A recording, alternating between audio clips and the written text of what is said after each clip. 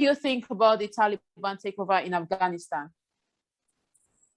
Well, what I think about it, or what is happening, or what we expect to happen in future, the point is the Taliban takeover is a long history of Islamic perseverance, Islamist perseverance, especially the radical ones, an innate Islamic behavior most of us here in Nigeria and Africa do not understand or do not accept. You find that right from the Soviet invasion, that Afghanistan has not been very stable because of the inherent nature of the fundamental, its fundamentalism, Islamic fundamentalism. You see, this Taliban, they started as students. Immediately after the Soviet, exit, and you find that when Soviet Union, invaded Afghanistan in 1979, that was actually at the peak of the Cold War, and you could see those people who were opposed to Soviet Union were equally supported by the West, including America and Britain. And so they came up, that's the problem, we have in most of these capitalist Christian countries, who normally, look broadly at their specific national interests more than the historical survival of their various nations. They supported the Taliban, and the Taliban took over. And when the Taliban took over from minor, element, students, when they took over, they were there being what? Storehouse of fundamentalism. You discover before the rise of ISIS, that Al-Qaeda had been there.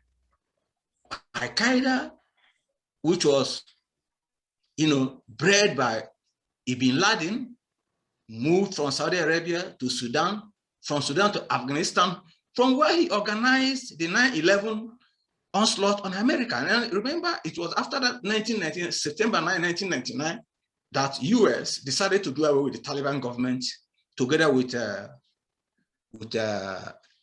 Saddam Hussein of Iran. And after ousting them, imposing their own type of democracy, they retreated. The problem normally is when you impose an external value system over an existing, highly proactive, internal structural character of a society, it only lasts for a long, because it doesn't really permit democracy. As far as the Muslims are concerned, it's only an elitist phenomenon. It has nothing to do with the with the grassroots, who are tutored on the intricacies of traditional Islamism. And now that they've taken over, we're going to see a reemergence of fundamentalist insurgency throughout Africa in particular, and the Middle East. I give you the reasons. Yes, I give you the. Yes. Go ahead, please. Go ahead. Yes. Let me tell you one thing. Their coming up was as a result of miscalculation by United States of America, and also their intelligent calculation of the political dynamics of the United States. President Trump, who first met them in 2018 and in 2020 signed an agreement, had one thing in common. First, that the issue of being a storehouse for Al-Qaeda and ISIS, which they agreed. And then the United States decided to withdraw their troops with the proviso that there must be an agreement with the ruling government. Unfortunately, when Trump left, they envisaged that President Bush will be too weak to confront them. Because I know if Trump were to be in power, Trump should have forced them to adhere to the letter, to adhere to the letter of the agreement. which is negotiation, why they're pulling off their troops, and they must negotiate with the ruling government. And that was the reason. And we're seeing it now. So you believe that it is the fault of, so you believe it is the fault of the US government that and their decision to withdraw their military support that this is happening? Yes, without making sure that the Taliban were actually ready to implement the letter of the agreement. Yes, because if actually President Bush is actually as strong as Trump, he should have recall back his troops and stop them from this menace they are causing. And look at this. The funniest thing about Afghanistan, you see people running to the West. These are sworn Muslims, like a typical Nigerian Roman Catholic. We say, I was born a Roman Catholic, I will die a Roman Catholic, and I laugh over them. Me, I was born into tradition, I will die under tradition. African tradition. That's my identity. And then when real Islamism comes, they fled. And these are the same people who will go to Britain and America and Europe and Germany and be talking about instilling the values of Islam in those societies, whereas they are running away from their own Islamism. Like somebody like Elombah of United States House of Representatives, who left Somalia and ran to the United States and is there promoting Islam. And when President Trump bombed, carried an airstrike against Al-Shabaab in Somalia, she was the first to condemn Donald Trump. But you ran away from the same place. So there's what I call, a kind of hypocrisy among the Muslims, which always tend to a state of harakiri. That's the way I see it, and we are seeing it developing in Africa today. Today, let's look at Africa. West Africa. In Burkina Faso, the Muslims are just about 40%. They are fighting in northern that side. For what? For the takeover of the government, to Islamize it. And these are the people jubilating over the success of Taliban in Afghanistan. In Mali, you see the Tuaregs are aligned to Al-Qaeda of West Africa, also fighting to overthrow the secular government led by the Bambara in Mali. You also go to what is it? Central African Republic. The Muslims are only 6.5%, and they succeeded through the help of their Muslim firepower, Chad and other Arab countries, to overthrow the government. The government of a country, Central African Republic, where the Christians are over 80%, save for the intervention of the Western powers. And then you go to where Congo Democratic Republic, Eastern Congo, is still facing the same insurgency today. What is their percentage there? 10% of the population in Congo DRC. Then you go to Mozambique, where they are only 6%. They're also carrying out what? Their own insurgency. We are not talking of Somaliland, which is 99.9% Muslims. That is their tradition. And look at African Union. African Union was quick to set up a committee, to investigate the atrocities in the Tigray region of Ethiopia. But they've refused to look at the intricacies, the security inherent in the activities of these Islamic insurgencies in Africa. It is only the Rwandan president, Paul Kagame, that is taking a proactive action on his own alone. He has his troops. Rwanda is a small country, but a disciplined country. He has his troops in Mali, checkmating the Al-Qaeda there. He has his troops in Central African Republic, checkmating the fundamentalists there in South Africa. He also, now his troops in Mozambique are routing the Islamists there. And you have South Africa. You have Mozambique. These are big countries in the South African Democratic Cooperation countries, and they could not do anything. And we're watching it. So we must look at the generality, the general implications of the fall of the democratic government in in Afghanistan to Taliban before coming back to our country. First, you look at the pattern before before Donald Trump. Actually, the Saudi Arabia used to be the main sponsor of the fundamentalist groups. Now it is what? It is Qatar. Qatar hosted Bin Laden for some time. Qatar is hosting Hamas fighting Israel in a Gaza Strip. The same Qatar also hosted Taliban. You can now see that most of us we try to overlook the main sources of problems and then look at the periphery in terms of internal affairs, political dynamics of a nation. And let us even look at what happened in Afghanistan today. The president who only flew with one plane, maybe loaded with some dollars, as they said. And I'm saying it today in Nigeria. First, I don't blame the Muslims. I don't blame the fundamentalists, because they are working in line with the provisions of the Holy Quran, which gave them, like the SY communists, which gave them the injunction to conquer the whole world for Islam. But I blame the Christians too, the Christian leaders who are not willing to stand up to their faith. And I laugh over the whole issue when I see people like Adeboye, what's his name, Oyedepo, buying aeroplanes. They're not talking about the suffering of Christians. They are interested in who will pay tithes, who will pay their distance. By the time it happens, the most they can escape is one plane, one aeroplane with their families packed. All those auditoria, all of them will be finished. So I've written, in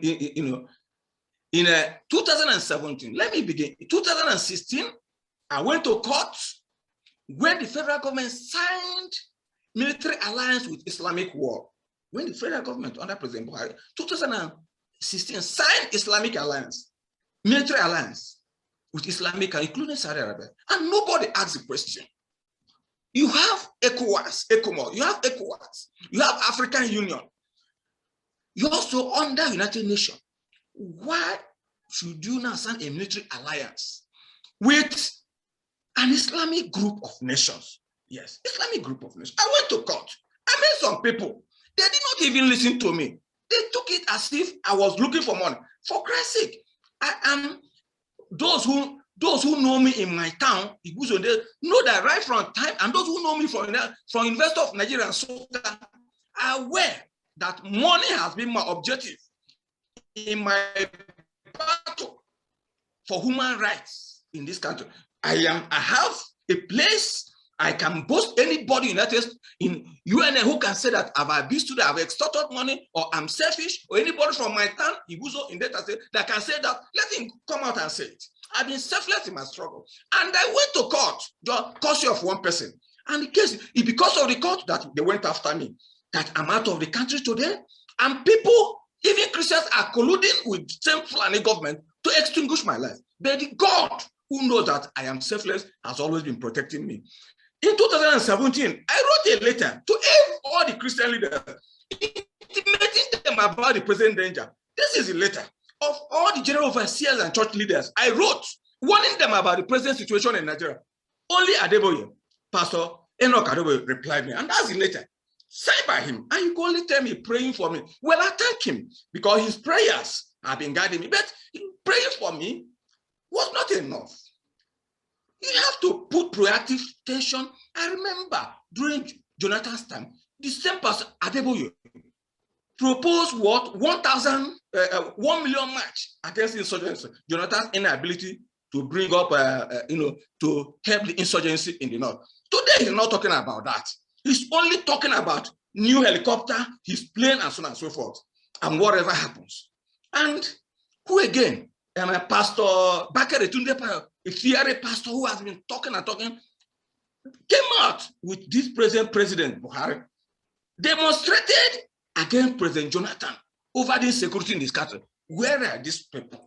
I'm not against the Muslims. I'm against the Christians, Christian leaders who I refuse to understand, to appreciate, to have the feeling of the continuously flowing of innocent blood in all parts of this country. From the Middle Belt, from the north, from Zamfara, Niger, to the southeast, and even southwest and south. Nobody's talking about. Every Sunday, they will go into the church, preach about tithe, preach about preaching, accumulating useless words, which they will never go with. Now, let me put it down. It is not, it does not take an ordained priest to prophesy. When Samuel prophesied to Eli, Samuel was not ordained a priest. And I'm prophesying here in the name of our Lord Jesus Christ, that any GO that refused to take into cognizance, to come out in fully and fight against the killing of Christians in this country, may what happened to TB Joshua happen to him. I am saying this because the life of a common throat pusher, the life of a common throat pusher in Nigeria is the same thing with the life of the President of the Federal Republic of Nigeria. Thank you because so much. Because when you are born as a kid, let me finish, please. Allow me, let me conclude. When you are born a kid, you don't know what you'll be tomorrow. You don't know what you'll be, whether you'll be a head of state, whether you'll be a professor. It is God that will ordain. And so when you feel that the life of ordinary people are useless because they are not occupying important position at that time, you face a serious judgment from God. And that judgment, unless we take proactive action to redeem our land, the same judgment, what is in Taliban, is at our doorstep now. Thank you very much. Thank you so much. Thank you so much, Dr. Nwaezeigwe. It seems that I'm trying to cut you so we can follow your discussion, so you don't just give us the whole submission all at once. It's going to be hard for people to assimilate it. So why do you think Nigerian Christian leaders have reduced their activism in this current administration? Yes, first of all, if you look at, because one, money, you see, when your interest is primitive accumulation, you are separated, you are divorced from the depth of spirituality. So spirituality talks about austere life, about trying to stay away from mundane things. The more you become spiritual, the more you become conscious of the sufferings of your society and how to redeem your society. But the more you become too material, accumulating wealth, the more a sense of judgment, sense of moral judgment departs from you. What is it? I had 3 cars in Nigeria, 4, all of them BMW from X5 to the least one E36. Am I riding them now? Even if I go back to Nigeria now, I will no longer use the cars because they're already outdated. So they fail. Their interest is accumulation. When Orisha Jefo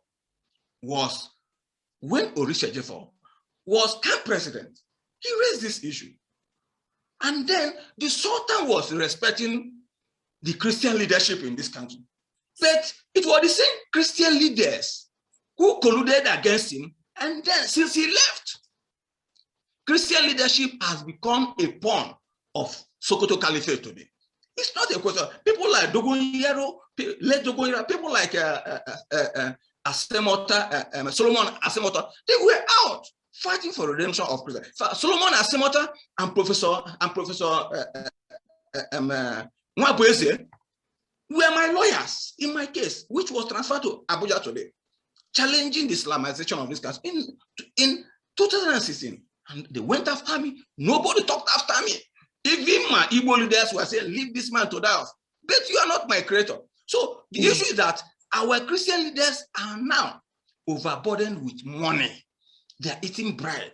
You see, the kind of people that they needed to be flogged in the way Jesus Christ flogged those money changers in the temple for them to rise up. So our major problem, our Christian leaders, not the followers, not the Muslims. Because when you bring a strong leadership, your opponents are bound to respect you. And that was the case of Orisha Jeffo when he was president of Christian Association of Nigeria. He stood his ground with that spirit of South-South spirit. He stood his ground.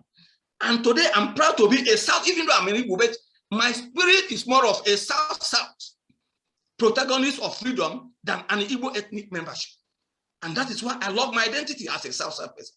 So that is the problem. Our leaders, until the members decide to protest against their leaders, against their Christian leaders. Listen, I wrote to the Oni of Ife. I wrote to the Oba of Benin. Your kingdom is losing its grip.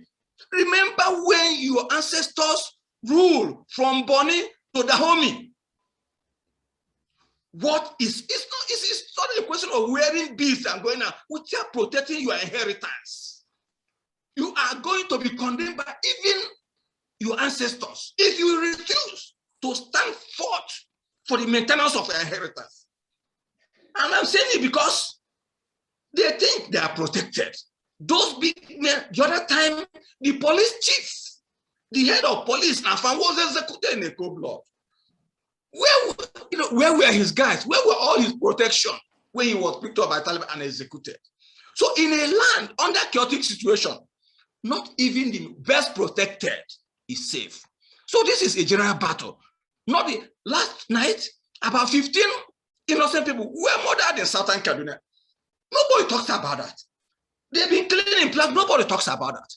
But when the Christians in Plateau retaliated once, the president made an announcement, they must investigate. They've never talked about investigating all the killings in Zamfara, all the killings in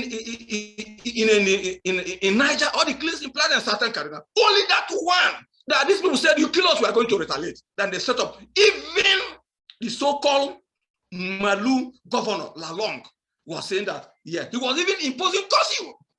They were killing Christians in the St. George, even University of George, to the fact that the university is closed now. He has never imposed curfew. Don't you see that there's something wrong with the Christian leaders in that country? Don't you think they are mad? Don't you think they're insane? That evil spirit is in them. Your people are dying. You think you are defending them because everybody wants to die. Please, I have died 100 times, and God said you will not die. And I tell you, even where I am, the Nigerian government are still going around. But I thank God that the government, in their country, is a proactive government that knows justice, that can investigate before they take any action. So that is problem with our leadership. Okay, let's go back to the implications of Africa and Nigeria. You know of the domino theory. Can you use this to explain the happenings in Afghanistan and how it's going to affect Africa, especially in the international scene? First of all, the weakness. If you listen to Tony Blair was actually one of initiators of Western troops to Afghanistan. If you remember what he said it was a very bad option, international policy option, and he was blaming Boris Johnson. That he failed in that they should have waited and make sure that the transition was complete before pulling out. So the point is that we rely more on the power of Western government to protect us. And now, Joseph Biden has said that United States will no longer commit their troops to defend any other people. And that is happening in Africa today. Today in West Africa, where France had been dominant in the presence of their troops, all the Francophone countries have French troops. They've decided to reduce them because they feel that we are not proactive, we are not fighting on, we are still under the cloak, we have not actually developed the spirits of true independence, which was the original ideas of Pan-Africanism imposed by our earlier Pan-Africanists. People like Du Bois, people like Marcus Garvey, people like Sylvester Williams, and people like, let me just stop here.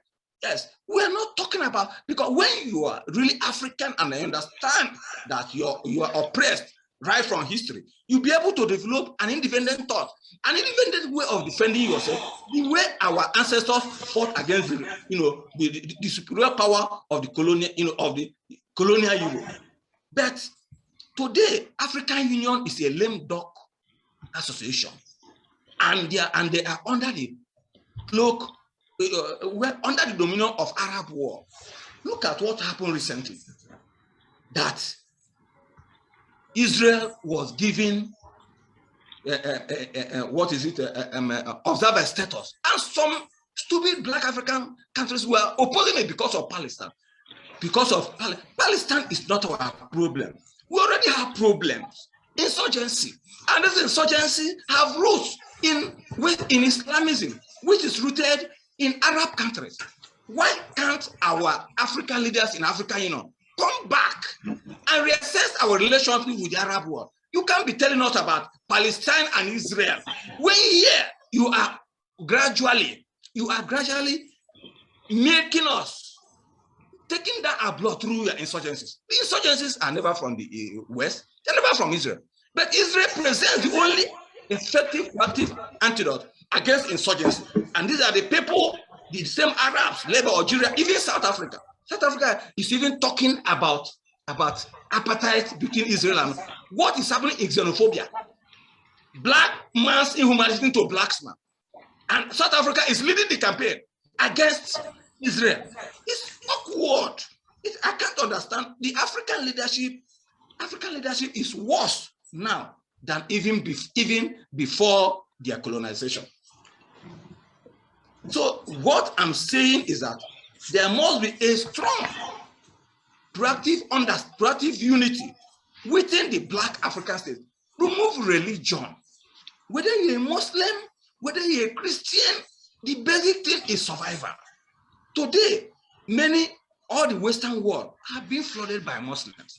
If Islam is so important, if Islam is a peace-loving religion, why are their members running to the West to enjoy Western democracy built on the threshold of Christian faith? That's the major question we must ask ourselves, especially for those who are using AK-47, maybe Christian intelligence, to even launch their jihad. You have to ask your question. These are the issues we have to raise. Okay, now I can see some hands up. Let us try to accommodate some hands. Elder Tango, your hand is up.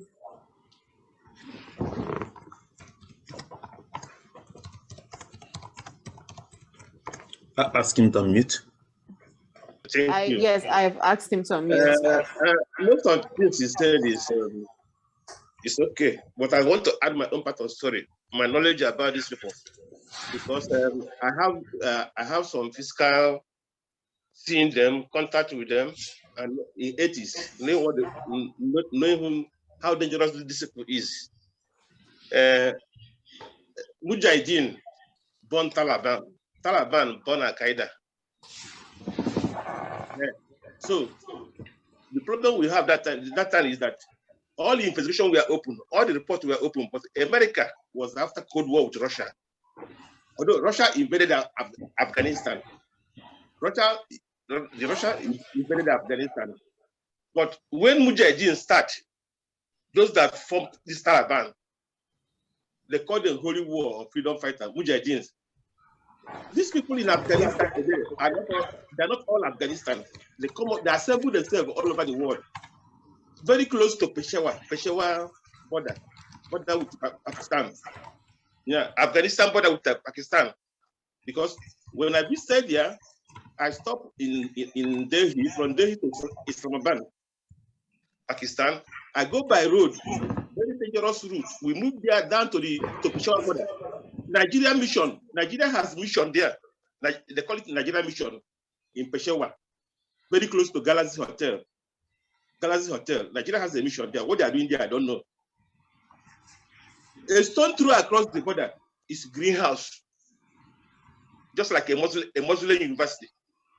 It's where Bin Laden ran to when he left Sudan.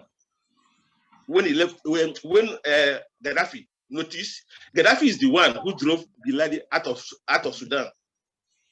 He ran there because Bin Laden wasn't among the people that started that school. The school had been existing, but Bin Laden, being a rich man and a fanatist and well-educated, they needed his assistance. So when Mujahideen were fighting Russia, America supports them, bless their effort. Russia, being clever, knowing what they know, Russia abandoned everything, even dump more ammunition for them and go, knowing that this weapon we want to use for somebody else. Although those are articulated tanks, Russia tanks, and these are Fokker aircraft. Russia abandoned without a pin and left Afghanistan. Yeah? Russia abandoned all and left. Okay, they succeeded. America, they form government, Taliban government, but when they form a Al-Qaeda base, America failed. America went to the war again, destroy Taliban, return Afghanistan government again. These people go on. These people are very patient people, because all the security report that time, nobody work on it. Nobody work on it. These people are very clever. Now, Nigerian army is accepting Boko Haram into Nigerian army. Yeah. A devil is a devil forever. All these Boko Haram that take into Nigerian army will be like this Taliban. Anytime the duty call, they will see act. This is what we are seeing today. The Taliban is a form government. Now, America again, the same thing happened to Russia, happened to America. America have abandoned some weapons now. And now they are packing, and everybody knows they cannot pack all. And these people have technical, they are very, all the things that Russia think that is a damaged weapon, they repair all and using it. And most of these people you see is Arab jihadists all over the world assembled in that triangle. Arab jihadists. Arab jihadists, because so far once they go, language, an expert can learn any language under 3 months. Most of them doesn't even speak Afghanistan, but so speak Arab. But once they go to their school, they will be expert language they can understand themselves. Nigeria must wake up. Nigeria must wake up, because if we didn't wake up, when these people come, we can't stand them. These people have no mercy. Nigeria must wake up earlier. Let us run when we can run. Not only Nigeria, all Africa. What Dr. Nwaezeigwe is saying is the real fact. Because if we don't start now to plan, we are taking money, where to work. We can only have that this morning when you have your safety. These people, if you see these people in action, and then I wonder what type of religion are they practicing? And my question is that somebody should investigate that Nigerian mission in Peshawar for years in 80s. Is this still there now? What was Nigerian mission during that time? Because security report, Nigerian mission knows what is happening between that Peshawar border with Afghanistan. What was there? And you cannot see anybody from southern Nigeria there. Most of them are the Muslim North working in that mission. This mission is very close. When somebody tell you something and call them, try to investigate. Hotel Galaxy, one other 3-story building, 100 meter or some meter opposite is the Nigerian mission. All right, well, thank you. Thank you so much. Thank you so much, Elder Tango. Let us hear from the next person, Dr. Joe Oko. Dr. Joe Oko.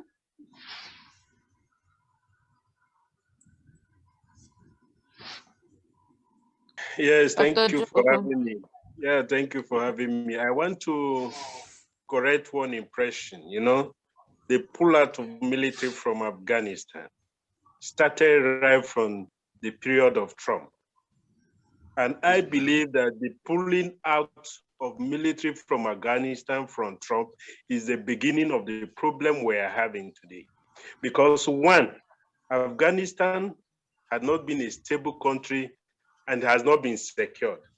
There is virtually no reason why the US will pull their military, knowing very well that these people have not been subdued. I want to think that if you fight a war for a very long time, there is this attitude towards killing the zeal to fight. Americans have been there for so many years, and the Afghanistan military, they were also there. But the problem they had was that the zeal to fight back and reclaim land was not there. How can you say 75,000 Taliban against over 300,000 Afghan military? This is absurd. How can they take over Kabul with that kind of military forces? They have the air, they have the land. Taliban don't have the air, and they didn't utilize it. Now, let us bring this back home. If you look at what is happening in Nigeria, especially the northern aspect of Nigeria, recently we see a lot of Boko Haram surrendering to Nigerian army. From Libya, Niger, Chad, these are war zone area. Those places are porous. Now that we have this challenge in our backyard, this is the right time to fight the war. Because if you leave it for a little while, and the new Taliban government begin to gather the economy of that country, and they begin to have links with Al-Qaeda, ISWAP, and Boko Haram in northern part of Nigeria, we will have a lot of challenges. And these challenges could consume the country, God forbid. So I believe that the implication of the takeover in Afghan has a dire consequence in Nigeria in both ways, because the border is so porous, we cannot even hold our borders very well. So there is a need for our government, not just religious group. There are 1,000 Christians, so many Christians that don't like what is happening, so many Muslims that doesn't like what is happening in the north. And we need to stand up and condemn it and fight the war to the finish. Because if you allow war to drag for a very long time, you will see that the zeal to fight and to defend the territory will not be there. The US government believes that the Taliban will not enter the country between 30 to 90 days. They cannot get to Kabul. But to their surprise, it didn't even take up to 1 week, because the military, the Afghan military, did not challenge them anymore. The zeal to fight was not there because their military has been pulled up. So my contribution here is that those who are our leaders, whether Christian or Muslim, life is life, and this is the right time to finish the war. Instead of allowing them to completely surrender, they will not. Let them not have link with this new government in Afghanistan. Thank you. Thank you so much, Dr. Joe. Let us hear from Adoyi Omale. Adoyi Omale, the platform is yours. Yeah, good evening. Greetings to the House. My own contribution is simply to say that the crisis in Afghanistan, implication for Africa, is that the radical Islam, as we have seen it, is an ideology that we have to be very, very careful in Africa. With what has happened in Afghanistan, let me even say that I support Americans' withdrawal from Afghanistan. When a war drags for 20 years with the heavy costs to the economy of America, it is not sustainable, especially that the preponderance of opinion inside America. Okay, so want me to start my video. Sorry, let me start the video. Sorry, I'm in a very dark, not too bright place. Please go ahead. Don't worry about it. Just go ahead. Yeah. Okay, so I support the withdrawal of troops from Afghanistan because of the volume of resources that the war is consuming. Secondly, I feel that the Taliban, because of their ideology, the majority of Afghanistan people buy into that ideology, and that is why the military that was trained by the Americans, where trillions of dollars were spent in training them, equipping them, have to drop these weapons because they identify with the Taliban. As far as I'm concerned, they believe in the Taliban, and as such, it's very unfortunate. Yes, the Americans are invading for their external force. They cannot fight, just like Biden said, they cannot force the Afghanistan army to defend their territory. The people are just not interested in fighting the Taliban.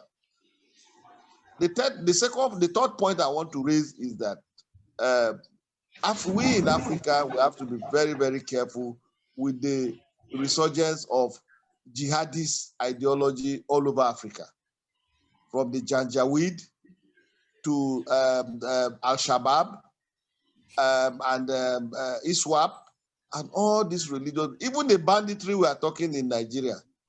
I don't want to believe that it is not linked to these insurgency, these jihadist tendencies, even the Boko Haram itself.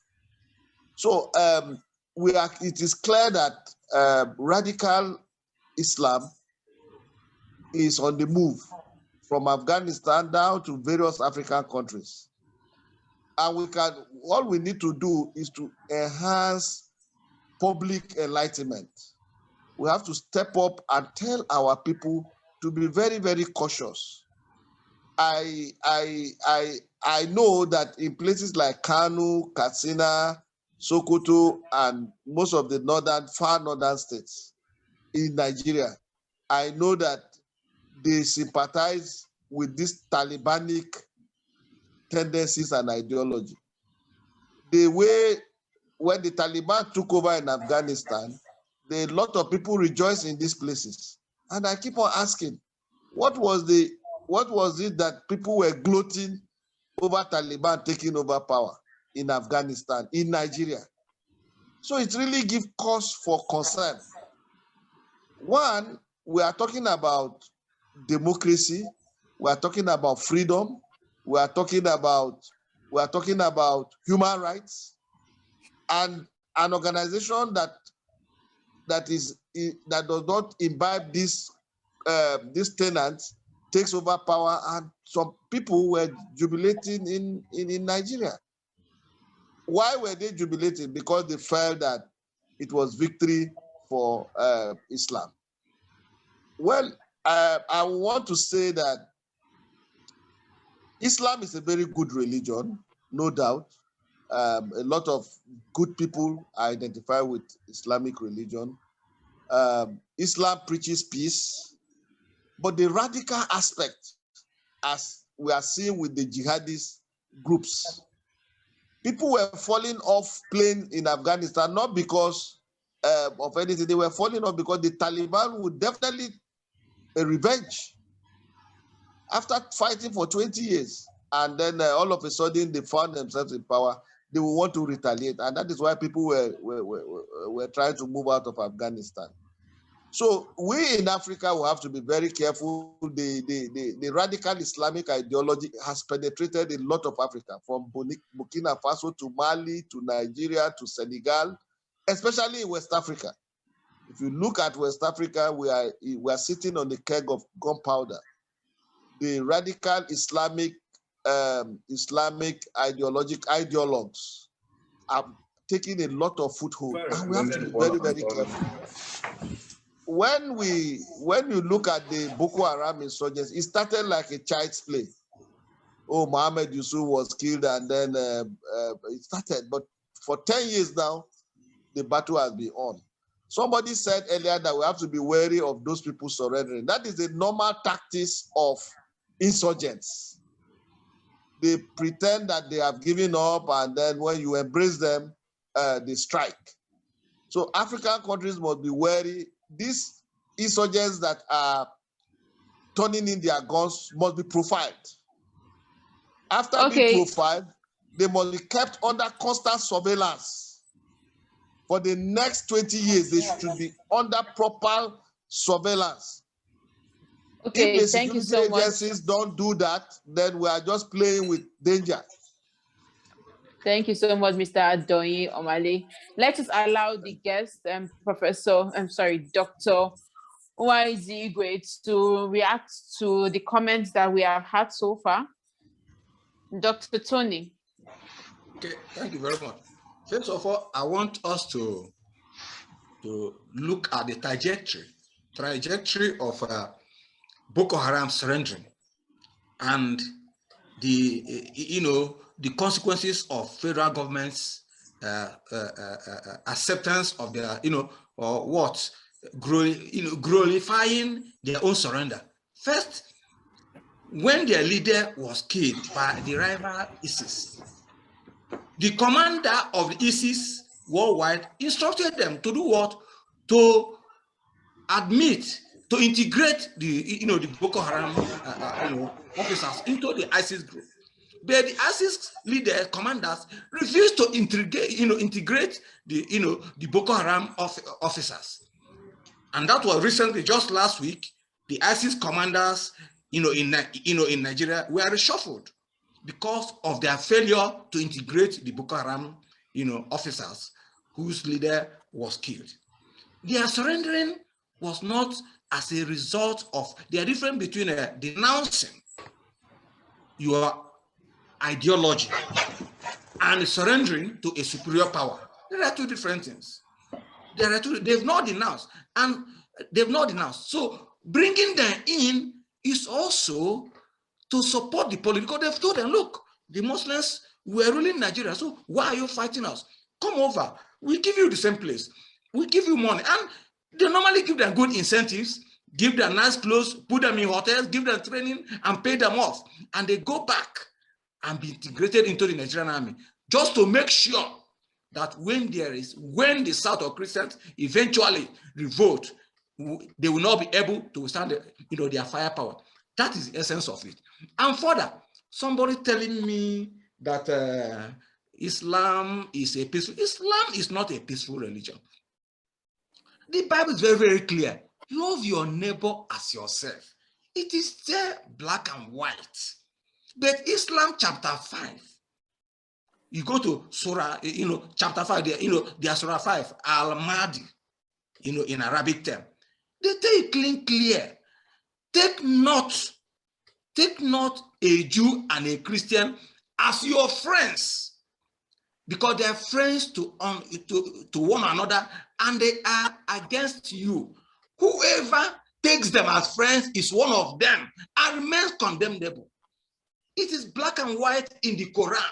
And if a true Muslim is the one who adheres to the provisions of Quran, just as a true Christian can also accept, can be accepted to be so, I don't see why the idea of a Muslim being peaceful. There are grounds. If you study Danfodio's technique very well, there are 3 stages on which you can befriend a Christian. First, you should understand that to Muslim worldview, there are 2 societies. You have what?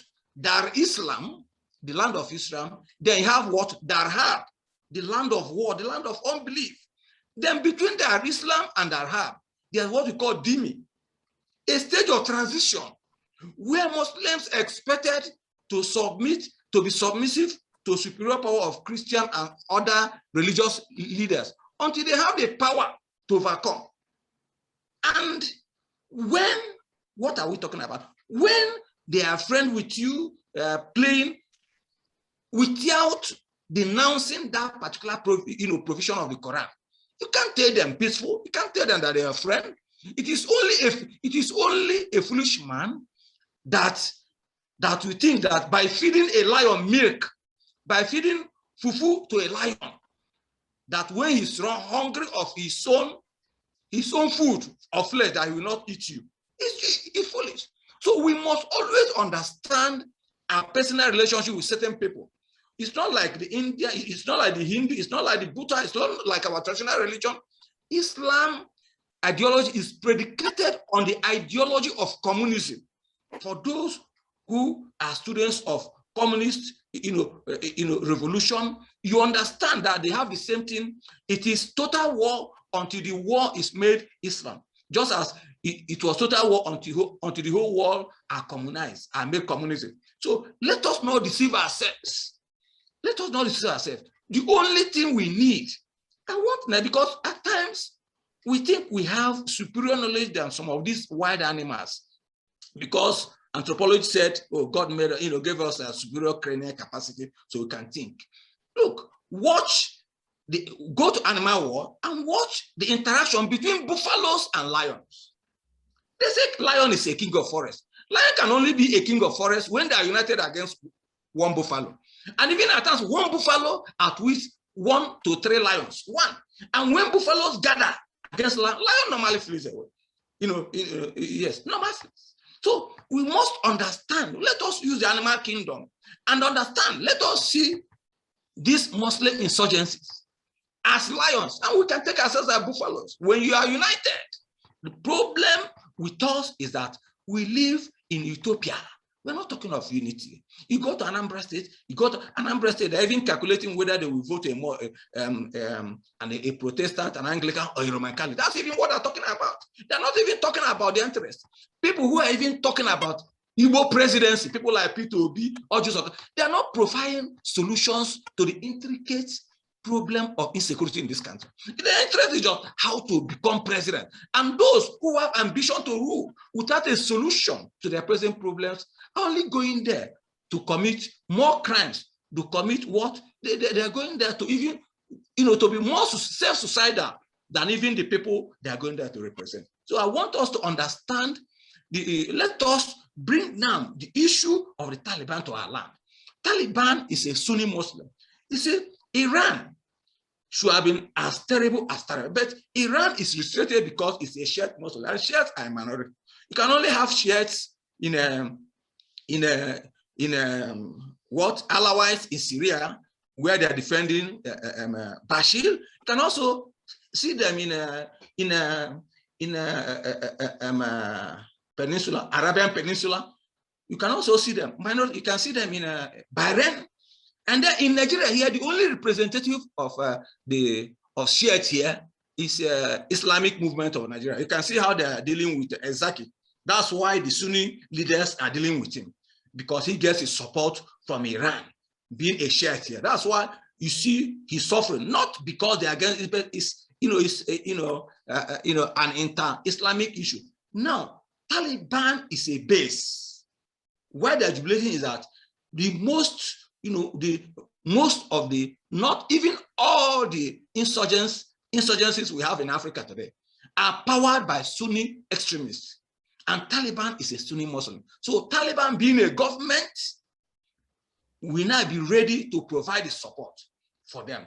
And if you are talking of Pakistan, if you look at the history of Nigeria, from on independence, you find that the North, through Sardauna of Sokoto, Sir Ahmadu Bello, have been interacting with the Arabs and Pakistan.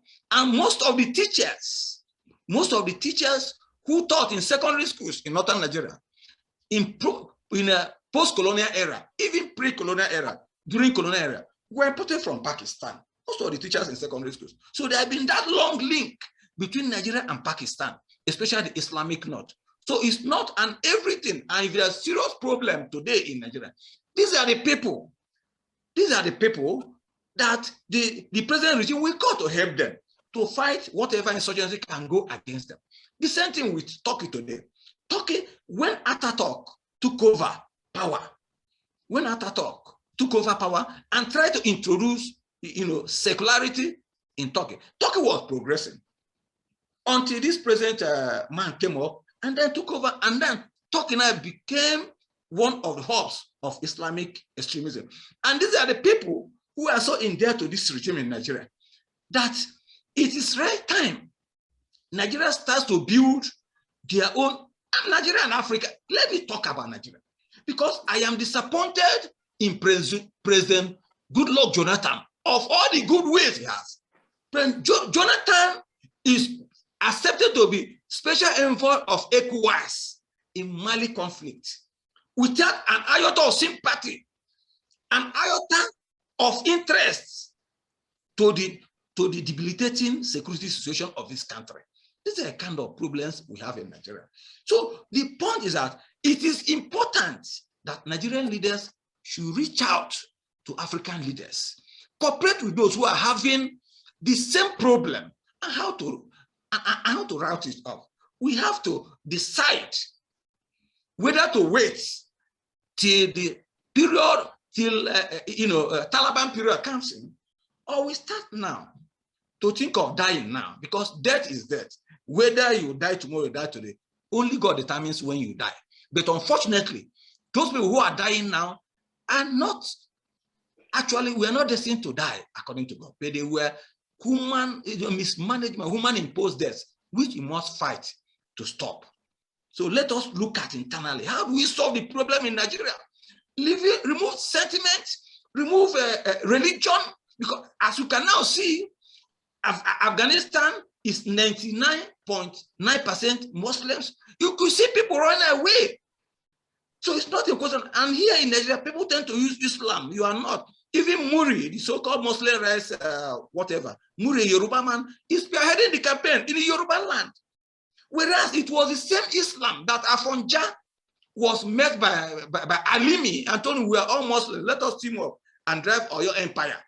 And Afonja teamed up and drove and destroyed Oyo Empire and came back and got himself murdered by the same Alimi, taking his position that today you have Emir of Ilorin, a Fulani man ruling the Yoruba community. So let us be historically conscious. The problem with Nigeria is that we don't look back. We don't think of history. Let us be carpenter in our own mentality. Let us be carpenter in our own action. A carpenter, before he drives his nail into his, must take his work, hammer back. And the further you take it back, the stronger the force. And the more we move back to our history, the better for us to understand the present so that we can secure the future.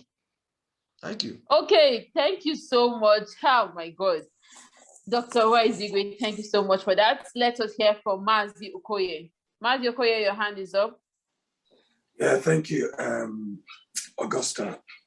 I think we got to always try to keep perspective when we discuss this kind of topics.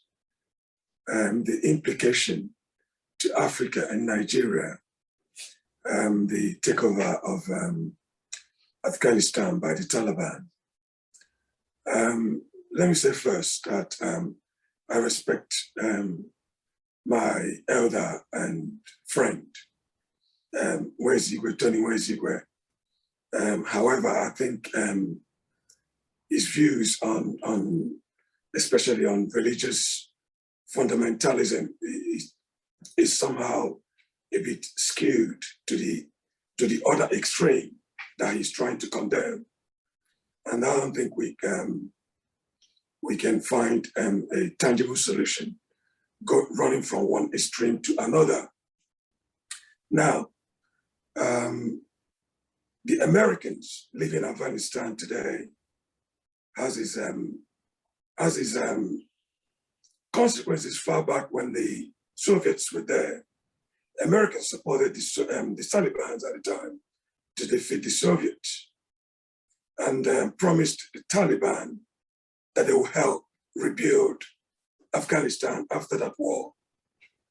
What happened is that after the war, Americans turned their back on the Taliban. At the time, the CIA was supporting bin Laden. This is where the problem started, especially the hatred between bin Laden forming Al-Qaeda to attack the West, because America reneged, like they just did, on their promise towards rebuilding Afghanistan at the time, which they didn't fulfill. Now, whether this what happened in Afghanistan will have implication for Nigeria, Africa is a bit, to my mind, a bit, we are fear-mongering too much, because there's a lot of Islamic countries in between Afghanistan and Nigeria or Africa. And Pakistan, for example, is an Islamic country. They have their own fundamentalist problem. And there's a lot of countries also in the Middle East that are Islamic countries that have their own Islamic fundamentalist problem. So Nigeria has its own peculiar fundamentalist problem. And I don't think we can, juxtapose two of them and say, okay, because Taliban took over Afghanistan, that likewise some fundamental Islamic group will likewise take over government in Nigeria. I think that is a bit fear-mongering, because I don't think that will ever happen. Taliban is not a terrorist organization, so to say, although the West tend to portray it that way. Taliban is not like Al-Qaeda or ISIS. Taliban never launched an attack on the West, has never done, although it allows its territory to be used for that attack on the American soil on 9/11. But to call Taliban a terrorist organization is a bit unfair, because the Taliban is not a terrorist organization. They are religious, in a way, political organization, like you have in Egypt, the Muslim Brotherhood, which is similar to Taliban. The Muslim Brotherhood in Egypt is also seeking political power in Egypt, similar to what the Taliban are seeking in Afghanistan. So to be so, hyped about that takeover, to me is a bit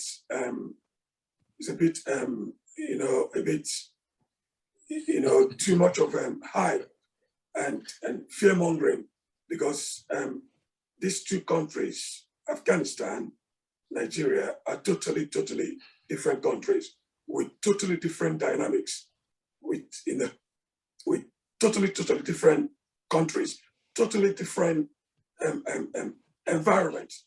Everything about Nigeria and Afghanistan is completely different. Although we have some religious aspects in terms of Islam and Christianity, but in Islam you have moderates, which far exceeds the extremists in number. So I don't think that our fear of Islamic fundamentalists taking over Nigeria is actually justified. Thank you.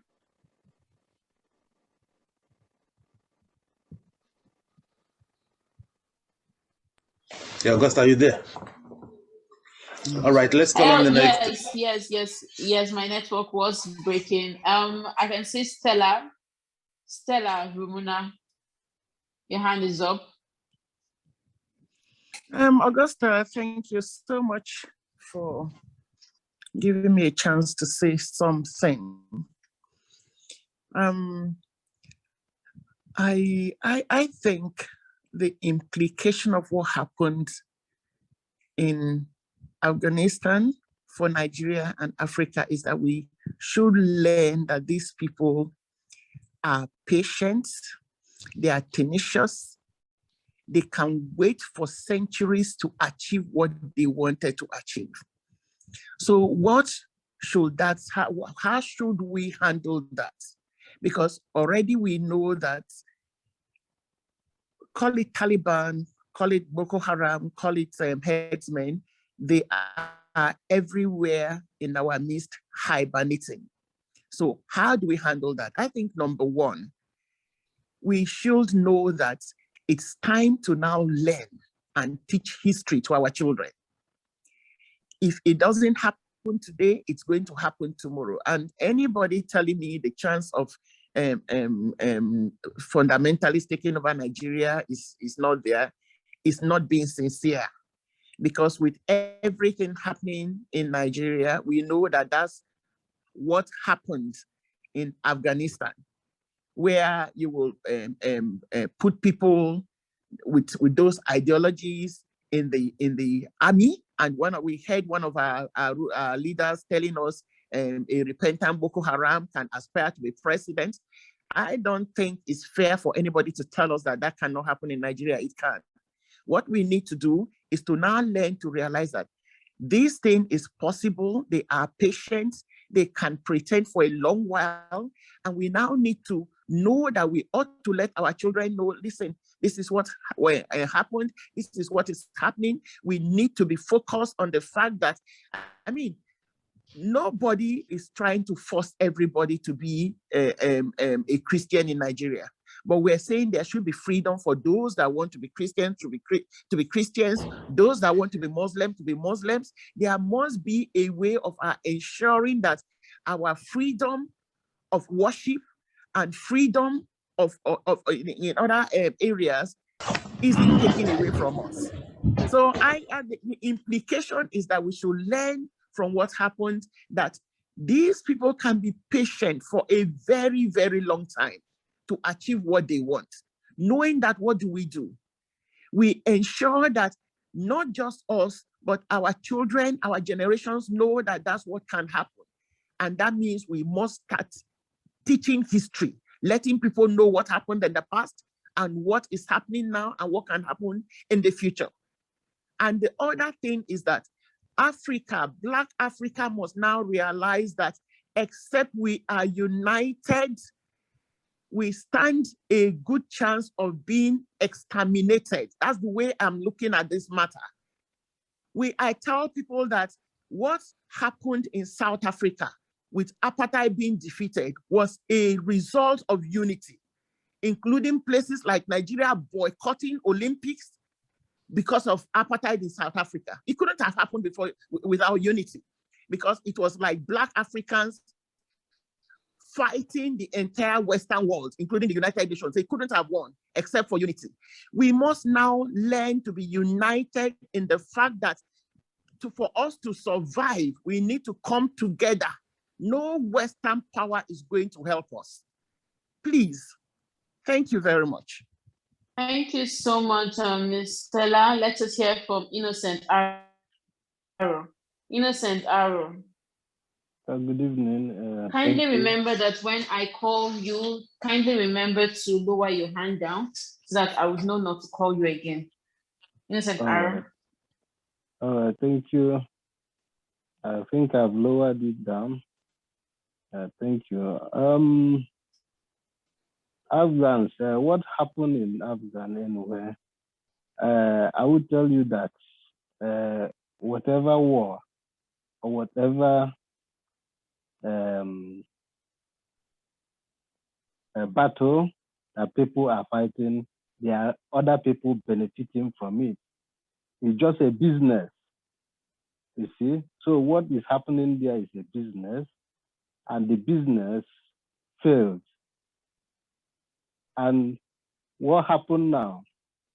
If I said, let me put Nigerian, where we live, in context with that, we are talking about Boko Haram. We talk about the banditries in Nigeria. All these things are business. If you can listen to Donald Trump when he was talking about Afghans, he says that they have been putting billions of dollars every year, and they are not seeing results.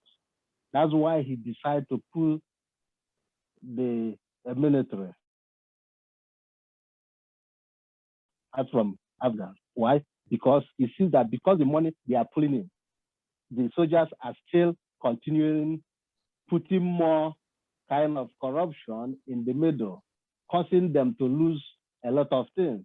So that's why they begin to withdraw.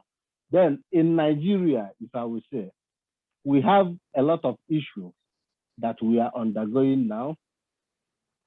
Christian problem, Islamic, and traditional, even political. All these things are evolving in Nigeria. The problem of Afghan will never happen in Nigeria. Nigeria have a unique and a different set of problem we are undergoing. And that problem we are undergoing is being caused by negligency. What do I mean? I've lived in the northern part. I served in North, in Kaduna State, where they have Christians. The Muslims themselves, they fight each other. But the problem in our own state is religion. We are having a religious problem. What do I mean? They have some Christians are extremists. The Islamics are also extremists. And whoever is saying that Islam is peaceful, I would say it's not. I've lived in Kano State. Islam is not peaceful. Their ideology is more of killing, fighting, or any other thing. You see? So that ideology is lack of knowledge and lack of education. If you have lived in Western world, you will see how they plan their area. What they plan is their rule and law, they obey it. The only thing that can keep human beings together is not religion, but education. Because when you put education in the center, people will know what they're supposed to do.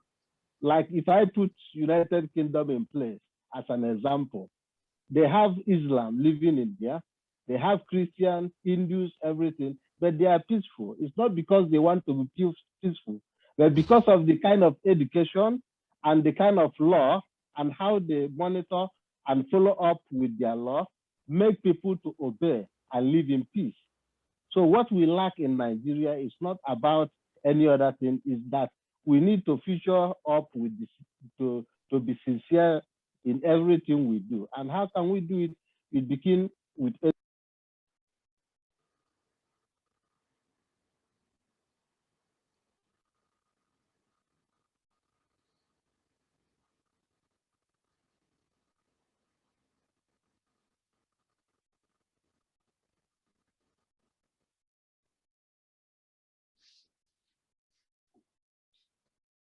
Audio, please. Yeah, Innocent, we can no longer hear you.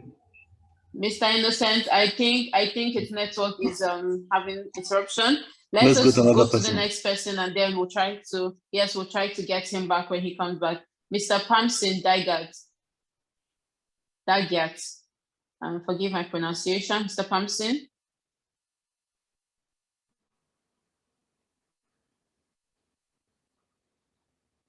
Mr. Pamsin.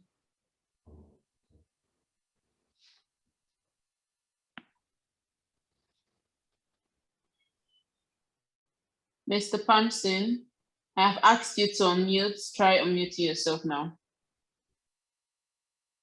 If Mr. Pamsin is not here, we'll move on to Dr. Nwaezeigwe.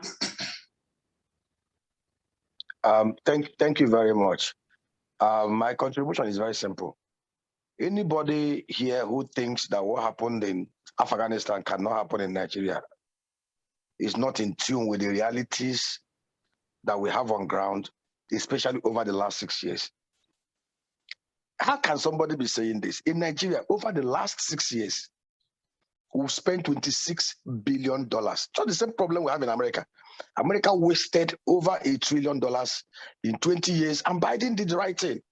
You cannot defend a people that don't want to defend themselves. You cannot stop an ideology that has taken root where 97% of the people are very comfortable in what they are pursuing.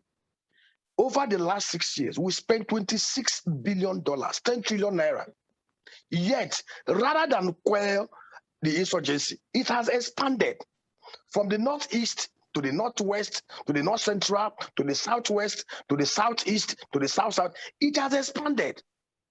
In this same country, Boko Haram terrorists went to a school, kidnapped girls, underage girls, raped them, forcefully confiscated, forcefully turned them into their wives. And over the last 3 weeks, over 1,000 of the same people came out with those girls. And our military hierarchy, did placards for them. Nigerians forgive them. These are people who committed murder, killed military men, raped underage girls, abducted them, brought back those girls. Rather than talking about prosecutors, even shooting them, we are talking about giving them. We wrote placards. Okay. We wrote placards for them, gave to them that they have repented. See, let us be honest with ourselves. What is happening in Nigeria has every characteristic of what happened in Afghanistan. Until those of us in the South and Middle Belt open our eyes. Look at Sudan. It was the same madness in Sudan until Southern Sudan decided in 2011. We've had enough and voted for their independence. The same Northern Sudan who believed they could not do without Sharia in 2018 had a revolution that toppled Omar Bashir after 30 years of despotism because they had a Southern Sudan that they were leeching on. That they were, because terrorism cannot thrive in any society if they do not have a parasitic environment where they leech. So until the Southerners and the Middle Belters open our eyes to realize the existential threats facing us, anybody telling you that Nigeria cannot go the way of Afghanistan is deceiving himself. The only way it will not happen is if all of us come to that consciousness. And if these guys realize that a bulk of the indigenous Nigerians, Middle Belt, South, Southeast, South, are much aware and are ready for them to say enough is enough. If we continue to play to political correctness, if we continue to be diplomatic towards this, I tell you, if it does not happen now, it may happen in future. We must be very conscious. The last speaker captured it. Every one of us, I have 3 children. I tell them, I bring them to the consciousness that it is possible. Everybody must be alert because everything points to one thing. In the same government that is at the federal level, we have people who express sympathies for Afghanistan, for the Taliban, who are still at very sensitive positions in government, refuse to resign, and they are being pampered. This is the only country where terrorists are granted amnesty and priested. Go to look at the bandits. Gumi, we was into a camp of over 1,000 bandits with sophisticated weapons. They will move in 100 convoys of 100 of trucks and motorcycles. Yet the army will not locate them. The Air Force cannot locate them. But the same army and the Air Force, within a space of 2 months, quelled insurgency in the whole of the Southeast and the South-South, covering over 154,000 square kilometers. 3 times bigger than Borno State. Let's be very, very careful. Anybody telling you that Afghanistan cannot happen in Nigeria is deceiving himself. It cannot happen if all of us come to that consciousness and open our eyes to say enough is enough. Political correctness cannot save us. Thank you. Thank you so much. Let's see if the next person is here. Abbasi. Yes. Abbasi. Yes, please go ahead. Good evening, ladies and gentlemen. I think the Stella and the last speaker just said exactly what I wanted to contribute.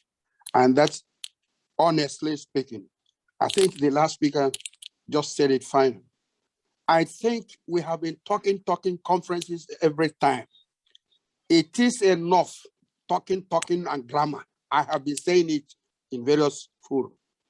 We must make clear that enough is enough because these people are just, in fact, I think that this present regime studied exactly as if they know what is happening in Afghanistan or what is going to happen. And they are just waiting for it. If we don't take time, it will strike today or tomorrow. Therefore, we must find a way of mobilizing the masses and then they wake up. That's why I'm so annoyed with the so-called opposition. The opposition, all these things have been happening, and we have so stupid people calling themselves opposition leaders. What stops them calling out the masses and said, enough is enough? And then that the masses will stop it. That's what we had in Germany with the masses, and then the 70 years, America and the Soviet Union and France occupied Germany. But when the masses said enough is enough, that was the end without gunshot. And that is what must happen in Nigeria. They are doing everything with impunity because nobody stops them. Nobody stops them. And we have leaders. And all of them were in the Kanu or what for marriage. The useless so-called politicians who don't read history. They should read history. Is that what we suffered in Nigeria to have independence? And these people are seen every day, people being raped and all these things. I am government official, governor of Kanu, went to see these terrorists with arms and had a photograph with them. The other governor made a speech that Nigeria is home country for the Fulanese and all this. And nobody has ever, no senator from the South has ever come out or governor and say, no, this cannot happen in Nigeria. We have a law. And then finally, constitution, this fraudulent constitution must be put on. And I'm surprised that nobody speaks about this. Even the television we have in Nigeria is bought over. They don't even talk of the fraudulent constitution to pull it off and then let Nigerians have a proper constitution. All of them did law. And if you know the meaning of constitutional, the first thing you do in law is the constitutional, this in law and administrative law. And none of them talks about it. And we have senior advocates. I ask what is wrong with Nigeria because we like our comfort zones. So that's the reason things are happening. And these people who cannot write their names will be tossing up us and down, and we keep quiet. So until we rise up, schoolboys, students, everybody march on the road and say, enough is enough. That's my contribution. Thank you. Thank you so much. Thank you so much. Let us listen to Ayo. Ayo, the platform is yours.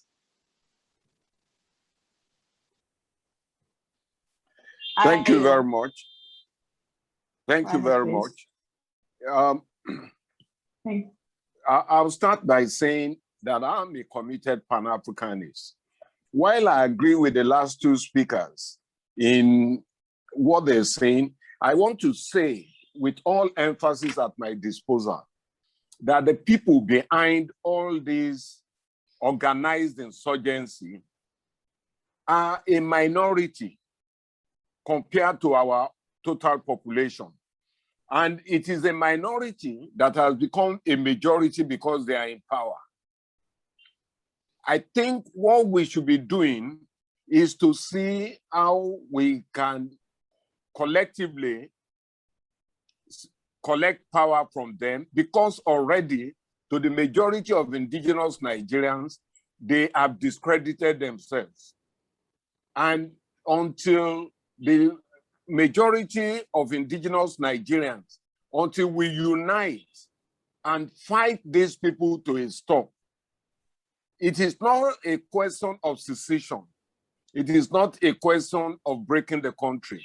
It is a question of seizing power from them and then using the power to reorganize the country.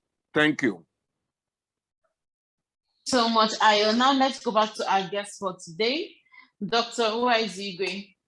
Okay, thank you very much. You have heard the different contributions. I don't think there was any question in any of the submissions, but you've had a lot of contributions. Is there anything you want to say before we let you go? Yes, well, I will definitely say something.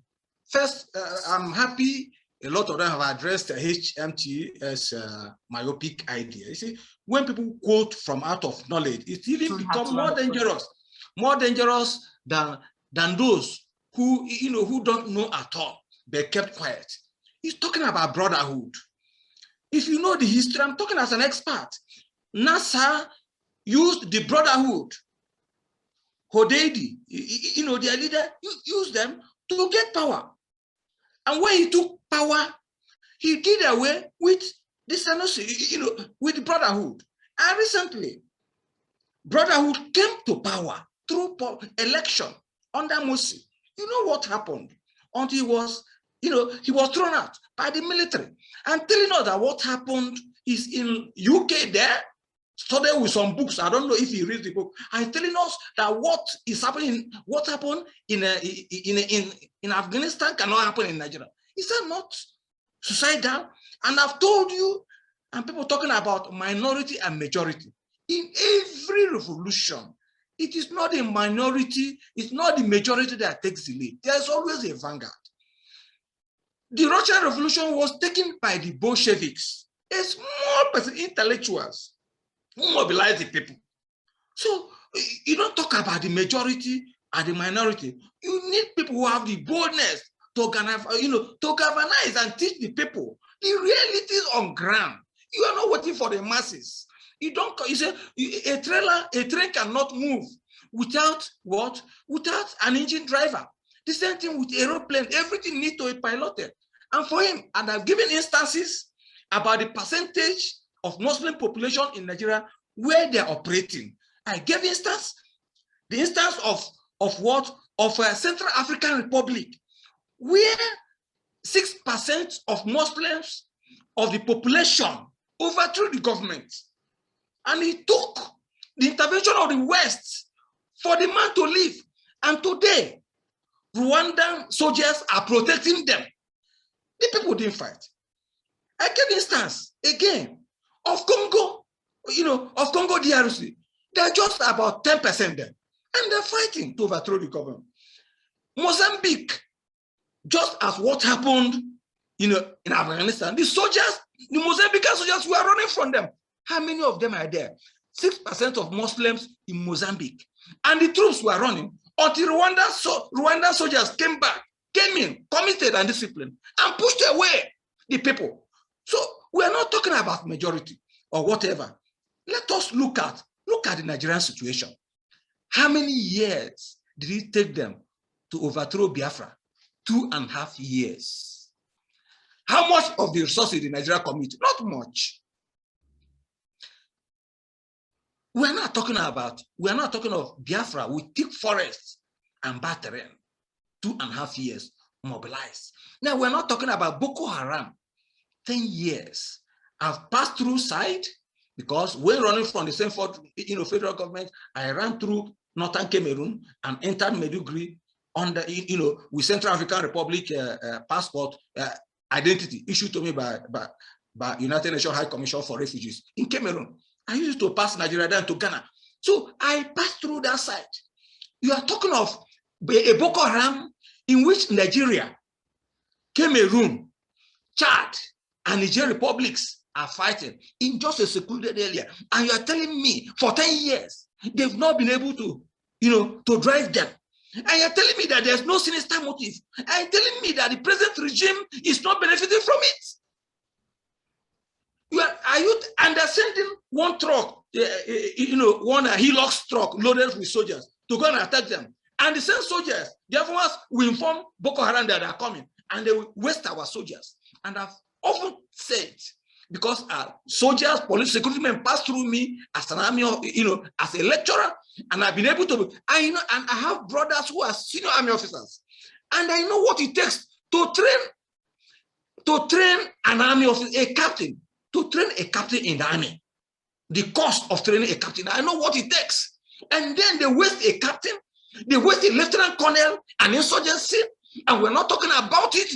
And the same people, because of the internal crisis, are saying that they are repented and we're accepting them.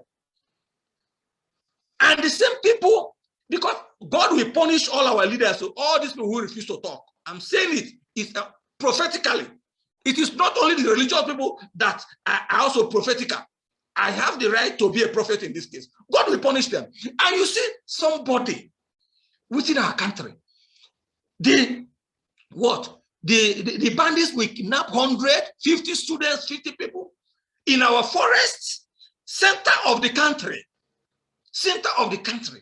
And then they will raise millions, and somebody call himself Gumi will be an intermediary. Think of if it's a southerner that has been an intermediary. Now, what will happen? They've been arresting small innocent people as informants to Eastern Security Network, wasting our young people, and nobody's talking about informants. And then somebody who calls himself Shegumi, Abubakar Shegumi, we go and meet the bandits in the center of Nigeria, and then discuss with them, and take money to them, give to the bandits. They will release those detained, and will come out a free man in our country. And we're sitting.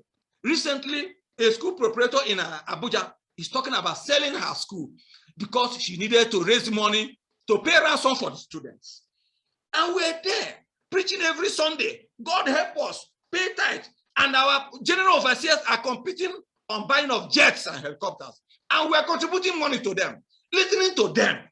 You see, I want us to look at the seriousness of our talk, because nobody, even as I'm talking, I don't know about tomorrow. God may decide to take me. But before you die, make sure you don't die as somebody who refuses to talk. Our people say, let me speak in our language, in my mouth. Afueku nebuoken nekuano nebumata. That seeing and not saying is what kills the elder. The hearing and not doing is what kills, the youngster. If you're a leader, even if you cannot do it, say something and leave it to the, to the youths to now fail to do. You as an elder, you have saved yourself. You have saved your conscience for not saying anything. But for our leaders, our religious, traditional rulers, I have called the Oba of Benin, I sent letter to Oba of Benin to know, call the Southern traditional rulers, Southern Middle Belt. The Northern leaders meet under Sultan also because nobody questions them.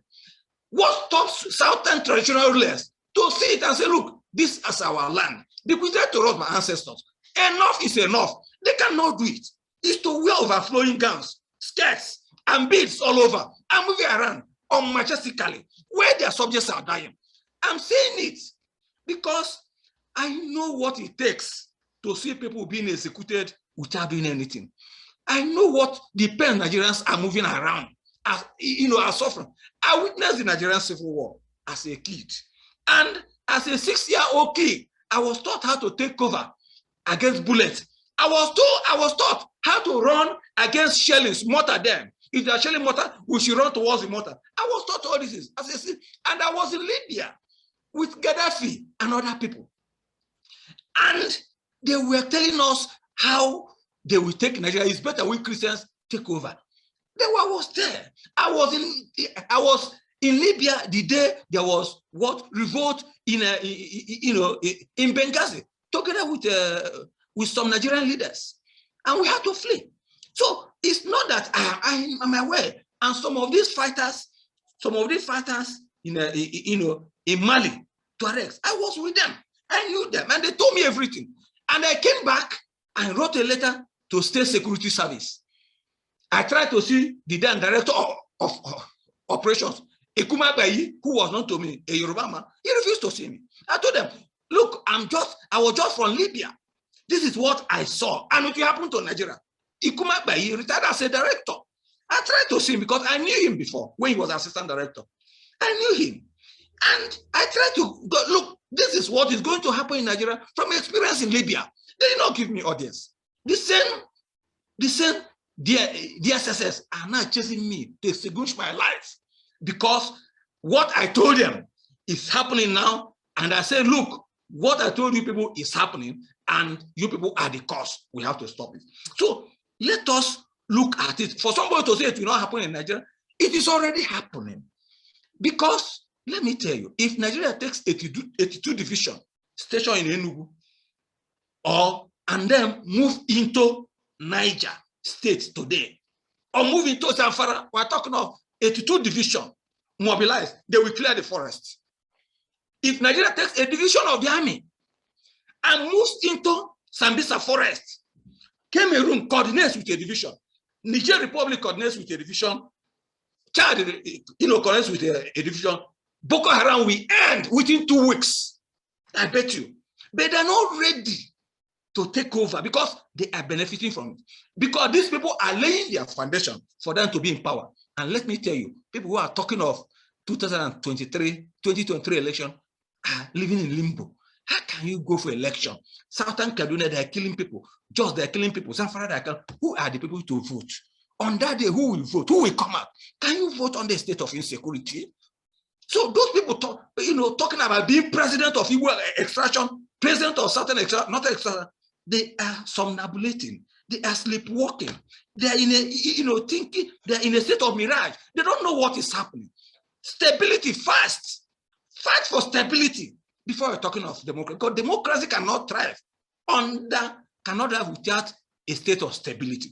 So the basic thing is that let us know today that the present ISIS, which are taking over, which has overthrown Boko Haram, the present ISIS, they are connected to international rings of ISIS. And these are connected, and today they see Taliban as what? As their patron saints today. And somebody telling me, and that's why they are jubilating. Before, they were operating as isolated and hitting terrorist networks. Now they have a base.